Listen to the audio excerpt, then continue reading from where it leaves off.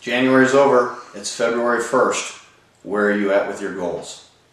See, most people fall off sometime towards the middle of January, the end of January. In fact, my son and I were just talking about this today. One of our goals was to not drink any soda this year, and guess what? That was real easy for the first couple weeks. It's getting a little harder now that we're getting into February and we're realizing how we actually have to do this thing for the whole year. The most important thing you can do is go back to your goals for the year, just like we talked about in the previous video blog.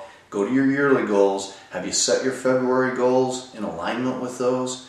Have you gone through and see how you did in January? 1/12 of the year is over. You got 11/12 of it to go. So get into February, plan your February goals and see where you're at. I think the most important thing you can do is keep your goals aligned, to keep coming back to them. What are your top 10 goals for the year? And can you look at them every single day and make sure that you're accomplishing them? Remember, the 4 pillars of expertise. You've got to be an expert in your health. What are you doing for your own body? What are you doing for your own health? What kind of foods are you putting in your body? What kind of exercise are you doing? What kind of supplements are you taking? Are you doing the things that are going to make you more healthy? The second pillar, your wealth. What are you doing so at the end of this year you will be more wealthy than you were last year? And by wealthy I mean that you'll be able to survive off of your own assets. You're increasing your assets and decreasing your liabilities. The third pillar, your relationships. What are you doing right now, this month? What are your goals this month to make sure your relationships are stronger than they ever have been? Your relationships with your spouse or significant other, your relationship with your children if you have them, your relationship with your extended family, your friends, your business colleagues. Do you have specific steps that you've outlined that are going to strengthen those relationships?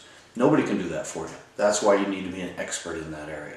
And lastly, and probably most importantly, your own character development. What are you doing to do constant and never-ending improvement to make sure that every day you're reading those 10 pages we talked about, 10 pages a day? It's not going to make a huge difference tomorrow or the next day, but by the end of this year, 3,650 pages a year, it'll make all the difference. What are you doing to improve yourself?